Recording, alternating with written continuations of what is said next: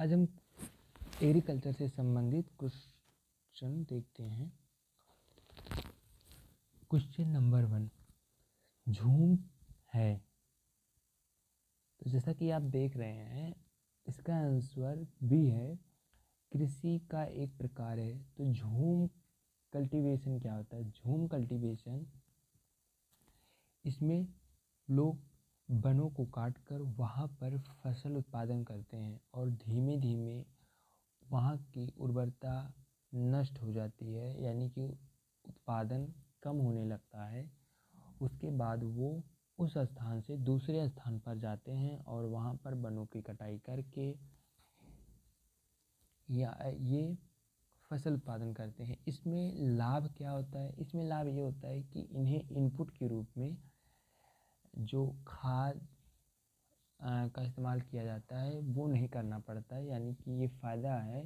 लेकिन इससे हानि भी है, क्योंकि भूमि की उर्वरता भी नष्ट होती है और वनों की कटाई भी इससे प्रभावित होती है, यानी कि वन इससे अतिशीघ्र काटे जाते हैं। तो इसलिए ये खेती उन पहाड़ी क्षेत्रों में, यानी कि उत्तर पूर्वी क्षेत्रों में देखी जा सकती है। क्वेश्चन नंबर 2, सामान्य जीवन निर्वाहन कृषि श्रीलंका में निम्न से किस नाम से जानी जाती है? इसका आंसर ए है, चेन्ना। तो सामान्य जीवन निर्वाह कृषि क्या होता है? जैसे कि कोई व्यक्ति खेती कर रहा होता है और वो खेती केवल अपने परिवार के लिए अनाज का उत्पादन करता है, और वो उसका कोई भी उद्देश्य ये नहीं रहता है कि वो अपनी फसल का उत्पादन बाज़ार में बेचे और उससे कुछ धन अर्जित करे, बल्कि वो केवल अपने परिवार के लिए ही जो भी अनाज उत्पादन करता है वो अपने परिवार के लिए करता है, ना कि उसका कोई उद्देश्य होता है कि धन अर्जित करना। तो यही सामान्य जीवन निर्वाह कृषि होती है। क्वेश्चन नंबर 3, ट्रक फार्मिंग का अभिप्राय क्या है? तो इसका आंसर है बागवानी कृषि से। क्वेश्चन नंबर 4, महानगरों के बाहरी भाग में की जाने वाली फलों, सब्जियों और फूलों की गहन कृषि को कहा जाता है? इसका आंसर है सी, यानी कि बाजार कृषि। और क्वेश्चन नंबर 5, विश्व में बागवानी कृषि का सर्वाधिक विकास कहाँ हुआ है? और इसका आंसर है दक्षिण पूर्वी एशिया में बागवानी कृषि का सर्वाधिक विकास हुआ है।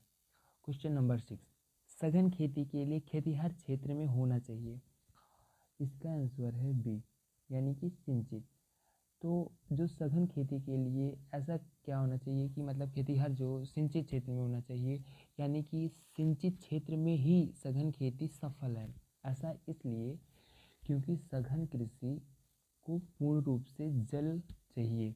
यदि क्योंकि आप राजस्थान जैसे क्षेत्रों में देखेंगे या जहाँ पर पानी कम बरसता है, वहाँ पर आप अगर वर्ष में एक फसल ले लें तो ही बहुत बड़ी बात होती है, क्योंकि वहाँ पर जो है पानी की कमी के कारण सभी प्लांट वहाँ पर ग्रो नहीं किए जा सकते, और जहाँ पर पानी अधिक होता है वहाँ पर इस तरह से, यानी कि सिंचित क्षेत्र में अगर पानी उपलब्ध है किसी भी क्षेत्र में, तो वहाँ पर फसल अधिक लिया जा सकता है, यानी कि आप जो है क्रॉपिंग भी कर सकते हैं। क्रॉपिंग में आप इंटर क्रॉपिंग, मल्चिंग जो है मतलब विभिन्न प्रकार की क्रियाएं अपनाते हैं। कुल मिला के हम यह कह सकते हैं कि सघन खेती के लिए पानी की आवश्यकता होती है, और यदि पानी नहीं है तो वहाँ पर सघन खेती नहीं की जा सकती।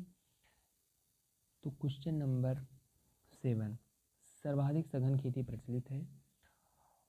इसका आंसर है जापान में, यानी कि जापान में हम कह सकते हैं, अगर ऐसा कहा जाए कि वहाँ पर पानी की उपलब्धता है या उन्होंने ऐसी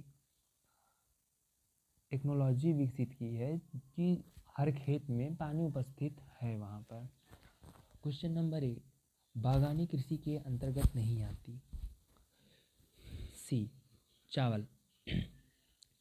अब जो ये चावल है, चावल फसल है और वो बागवानी कृषि के अंतर्गत नहीं आती, क्योंकि रबर, नारियल एंड कावा ये सब पेड़ हैं, और चावल एक पौधा होता है और वो राइस फसलों से संबंधित है, और ये एग्रीकल्चर में एग्रोनॉमी के अंतर्गत आता है, तो इसलिए ये बागानी कृषि के अंतर्गत नहीं आता।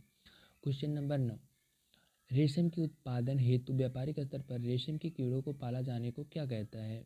इसका आंसर है सेरीकल्चर, यानी कि सेरीकल्चर के अंतर्गत रेशम के उत्पादन हेतु व्यापारिक स्तर पर रेशम के कीड़ों को पाला जाने को कहता है। और सेरीकल्चर एक मोस्ट इम्पॉर्टेंट क्वेश्चन भी है, क्योंकि यह पेपर में काफ़ी बार रिपीट करके क्वेश्चन आता है, यानी कि ये बहुत ज़्यादा पूछा जाता है। और इसके लिए ये भी पूछा जाता है कि सेरीकल्चर के लिए कौन सी रेशम का कौन सा मतलब वैरायटी, या बोल सकते हो कि रेशम का कौन सा कीट बहुत ही महत्वपूर्ण है। तो आपको नेक्स्ट वीडियो में हम यह बताएंगे। और इस तरह से आगे बढ़ते हैं। क्वेश्चन नंबर 10, मेरी कल्चर में किसका उत्पादन किया जाता है? तो इसका है समुद्री जीवों का, यानी कि समुद्री जीवों जो समुद्री जीव होते हैं उनका मेरी कल्चर में उत्पादन किया जाता है। सीढ़ीनुमा कृषि कहाँ की जाती है?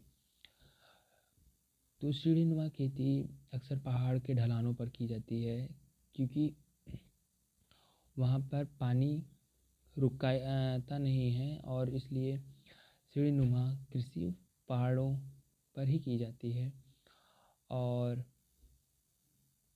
झूम कृषि कहाँ पर की जाती है? तो इसका आंसर है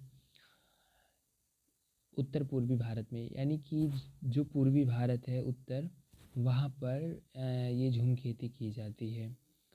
और झूम खेती को कहते हैं, इसका है स्थानांतरित खेती, इसको झूम कल्टीवेशन स्थानांतरित खेती भी कहते हैं। और ये उत्तर पूर्वी क्षेत्रों में अत्यधिक की जाती है, यानी कि की जाती है। अब क्वेश्चन नंबर 14, नीचे दिए गए कथनों को ध्यानपूर्वक पढ़िए। आदिम निर्वाह कृषि में स्थानांतरण कृषि और मिश्रित कृषि शामिल है। भारत के पूर्वी उत्तर पूर्वी भागों में स्थानांतरित कृषि प्रचलित है। उपरोक्त कथनों में से कौन सा कथन सत्य है? तो इसका आंसर है केवल बी, यानी कि दूसरा वाला सही है। भारत के उत्तरी पूर्वी भागों में स्थानांतरित कृषि प्रचलित है, जैसा कि आप अभी 3-4 क्वेश्चन पहले ये देख चुके हैं, और ये चौथा क्वेश्चन है ऐसा जो फिर से रिपीट हो रहा है।